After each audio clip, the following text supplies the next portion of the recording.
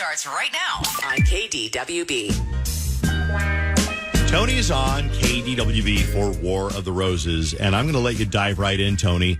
Tell me what it is that makes you wonder whether the woman that you're seeing, Cassie, is really into you or maybe into somebody else. What's going on? Yeah, so this is maybe an interesting one that you guys may have not heard before, but Cassie and I actually already broke up. She broke up with me about a year ago, and she was already seeing somebody else.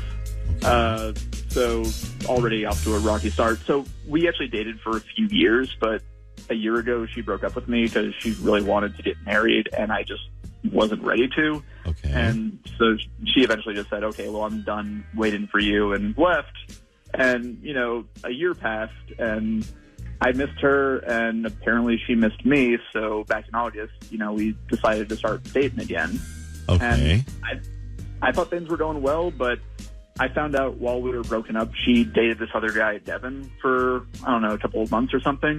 And she broke up with him before we got back together. And, you know, I did my things here and there. I didn't really care. But the problem is she said Devon's name during sex with me twice. Oh, twice. Okay. Yeah, I mean, you know, like the first time it happened, you know, I stopped in the middle of it. I'm like, what the hell was that about? And she genuinely seemed sorry. She said, oh, my God, I didn't mean anything by it. It just slipped out. I'm so sorry. And, you know, I should write that one off maybe. Yeah. But then she did it a second time.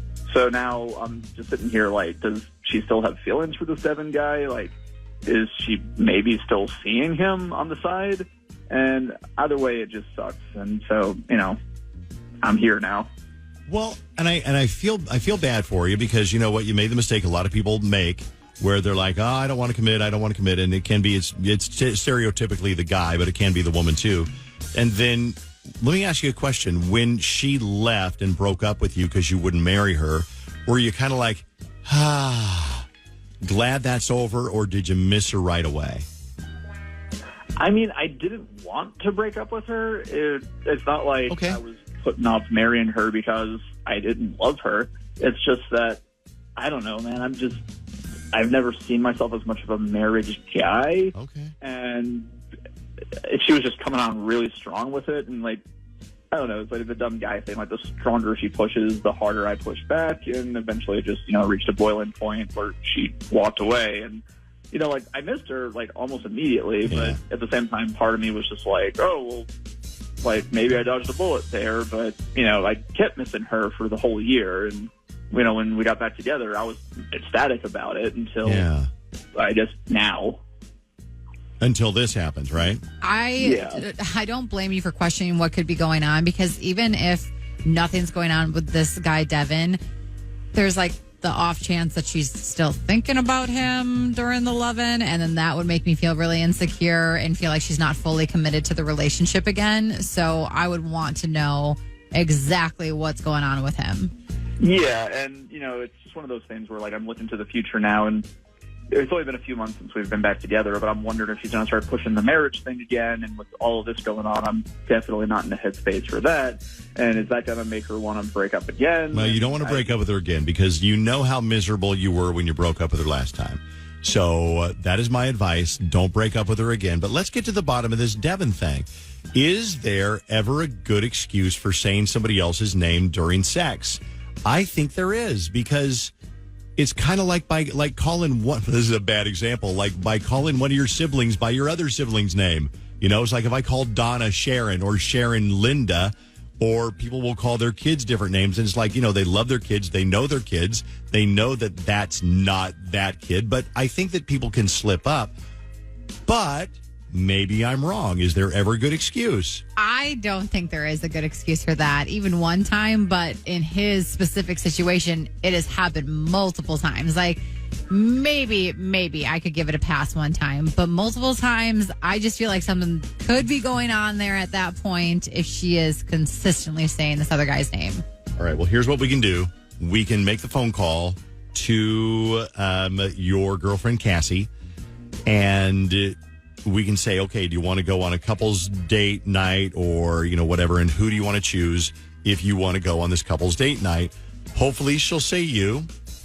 But the name that we want to kind of watch for is Devon, because obviously she's got Devon on her mind. What are you going to offer as the date package, Jenny? I think I'm going to do some mini golf, like Can Wonderland. Okay. Like that.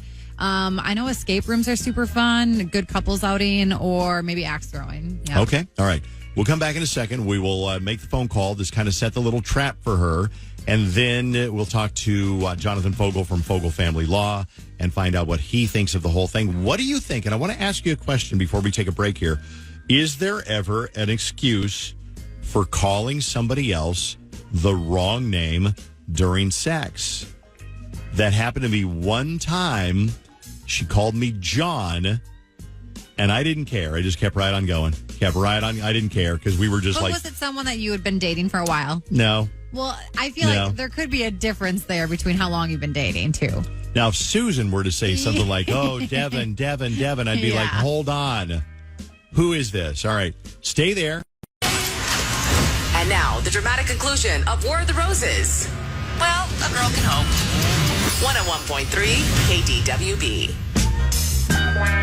On War of the Roses, it's a couple that Tony and Cassie, they were together for a few years, and then Cassie was like, let's get married, and Tony's like, I don't sure if I want to.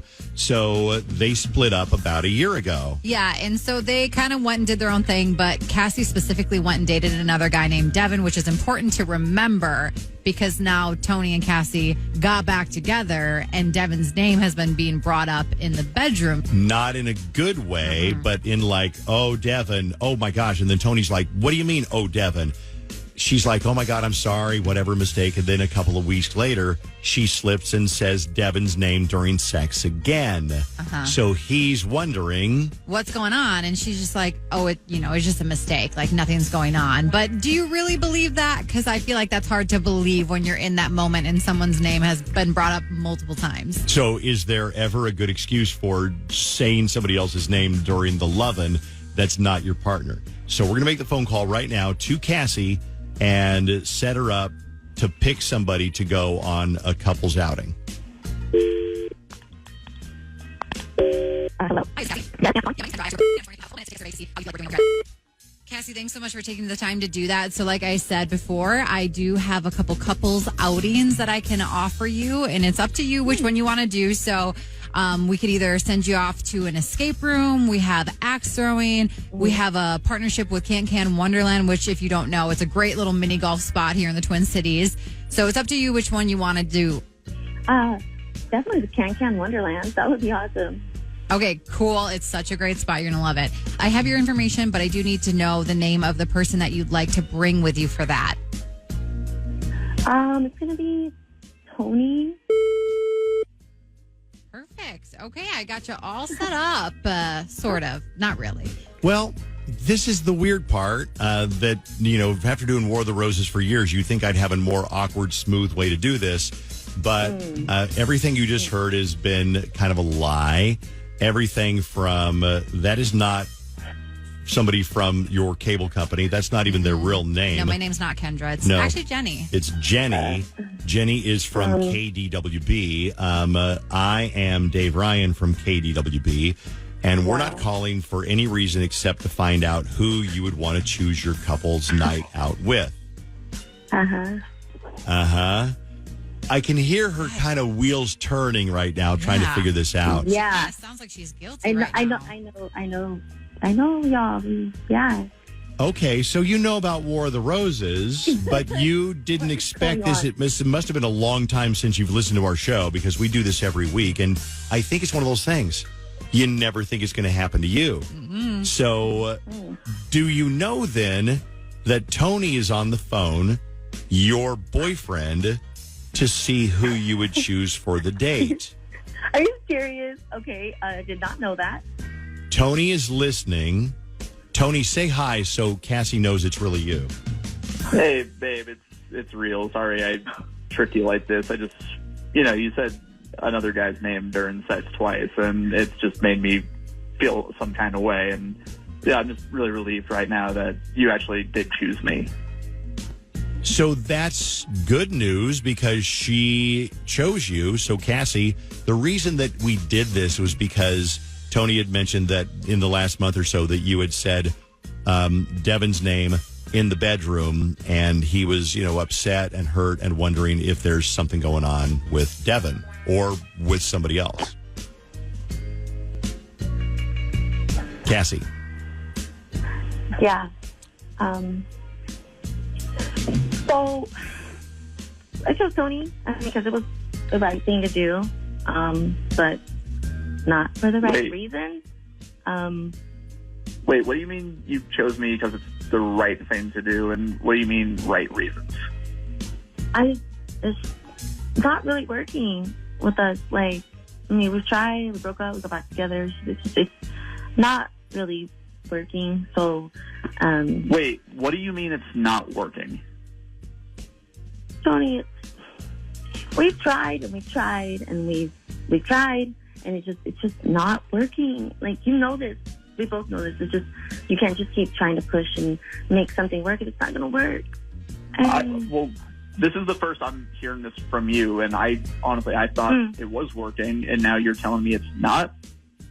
No, I'm just not into it. Like, I'm not into it. Like, it's not like it was, Oh, okay, so instead of telling me this to my face at any point when you started feeling this way, you're now brave enough to do it to me now that we're on the phone? Like, is this really the time you want to do this, like, under these circumstances? You're the one that got me on the phone, so you kind of started it, You could have been an adult and, like, asked me to my face, and then I would have told you to your face. And it's not working. There's so many thoughts. Somebody mentioned what I noticed right away. She had such a long pause, and then I had to say, "Are you still there?" Mm-hmm. Text messages are coming in.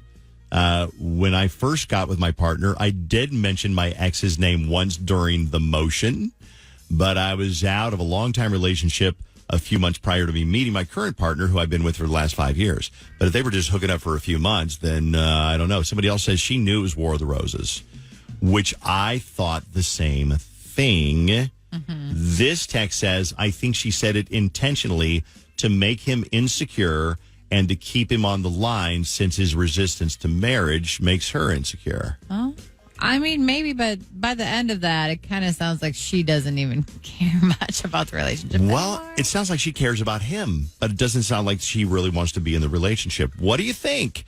And is that a terrible way to find out on War of the Roses on the phone that that she's just not into it? Counselor, good morning. Good morning. How are you? You watch a lot of that Suit show? You know what? I don't. People tell me to watch this show, and I have never watched it. There's you know what? It gives me the impression that everybody in law is super attractive, except the evil people. Now you're super attractive, because the funny thing is people see Jonathan online and they go, "Oh, Zaddy Bear, I didn't know Jonathan was so hot." Come on now. But you're a good guy. You're a good lawyer. Are the evil lawyers the ones that are less attractive, like on Suits? You know what? I hate to admit it, but yes. Oh, all right. Good to know. I'm just messing with you.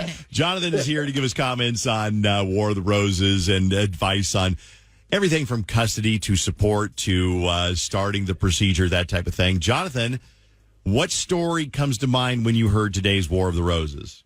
Well, so first of all, this thing about calling someone the wrong name. There's a great book I'm going to recommend real quick called Why We Make Mistakes. And I remember reading this book a bunch of years ago. They cite a study that's done about talking about why people call someone the wrong name or misname people. It's because we group people together in our brain. Okay. Right? So just because you may call someone a different name, it's usually someone that's in that same group. Like, I call my kids all the wrong names all the time, but it's usually the other kids' names because they're all within that group. Totally makes sense. Yep. Just throwing that out there. Some education today for the listeners. Sure. But the story that came to mind today is the idea of breaking up with someone and then getting back together and kind of yo-yoing back and forth. I did a series of divorces years ago. Husband came to me to get a divorce after about 20 years of marriage. Long, drawn-out divorce, a lot of disagreement, custody, everything else. We finished the divorce. About 5 years later, he calls me again, says, "Hey, I'm getting divorced." I'm like, oh, you got remarried? He's like, yes, to the same woman. Oh, So boy. they got remarried again, and now they're getting divorced. Now, the second divorce was a little easier. Their kids were older, not as much to divide. About 3 years later, he calls me again, getting divorced again from the same woman. Three Married times? the same woman three times. 3 times. I just said, hey, look, just date, right? Yeah. There's no reason. It sounds like it's just the marriage thing isn't working. Just date. That might be a better idea. You know what? I've heard of couples getting remarried. They break up and they go, man, it was a mistake, and they get back together. But I've never heard of one doing it 3 times. Wow. So I think that's something to do with baseball. 3 strikes. and you're out. What do we learn? I mean, what do we want to learn from this War of the Roses that we can apply to our own situation, whether we're divorced, divorcing, doing custody, shared custody, whatever? Yeah, I have a tip today that I thought about over the weekend because this one hit kind of close to home to me. I went to the Vikings game down in Green Bay with my son, who's in his 20s now, and we were driving back and we stopped at his mom's dad's place, so my ex-father-in-law, right, who I still have a very good relationship with. Okay, good. We stopped there. The reason why it's important is because we were sitting there and he was showing us a photo album that he had recently put together, and it had pictures of me in there with my ex, with his kids, with my kids, everything else. And it hit me that how important that was, not just to me to realize I was still part of the family, but I just watched my son's face look at that and go, you really still honor my dad as a part of this family and how important that was to him. And so my tip is for people that are either grandparents or family of people that are getting divorced, don't throw away those photos. Don't write that person off because they still are those kids' parents, and that means something to them. That's a really good point because, let them have pictures of mom and dad and even their other grandma and grandpa in their bedroom or whatever. Because they're always going to be a part. But there's a lot of bitterness when you get a divorce. There's a lot of people like, you're going to take down that picture of your dad. He's a son of a bee, and I'm not going to have that picture. I'm going to guess. Yeah, and that just sends such a terrible message to kids who are already having a tough time. But it's not just when they're little. I realized that my 24-year-old son, it meant something to him that I was still a part of those pictures. You bet, That was really a great lesson. Why is it, people will say, I know this is not what we're going to talk about, but I want to ask you, why is it that some people say, man, I had it really rough, I was a child of divorce, and then other people I know that have their parents got divorced when they were at like 8 or 10, and they're like, yeah, it wasn't great, but, we did fine. Why? Is there something that one set of parents does wrong, or one family does wrong and another family does right, where some kids get through a divorce just fine and other kids really suffer for it? I do, from my experience from talking to therapists and psychologists over the last 30 years, the biggest indicator of how kids are going to do is how the parents get along. Okay. Right? So with that co-parenting stuff. So if you are able to put that aside, the divorce itself isn't the thing that's damaging. It's the constant fighting and arguing and putting the kids in the middle where they feel like there's a tug of war. That is what's going to be damaging to kids. So those are the kids that usually are like, oh my God, it was such a horrible experience. What's watching really my parents fight. And again, I don't want to take up too much of your time because I know you bill by the hour and you usually overbill because here's what happens. If I go down and see John, no, he does. If I sit with Jonathan for 20 minutes, I get a bill for 4 hours and I'm like, wait a second.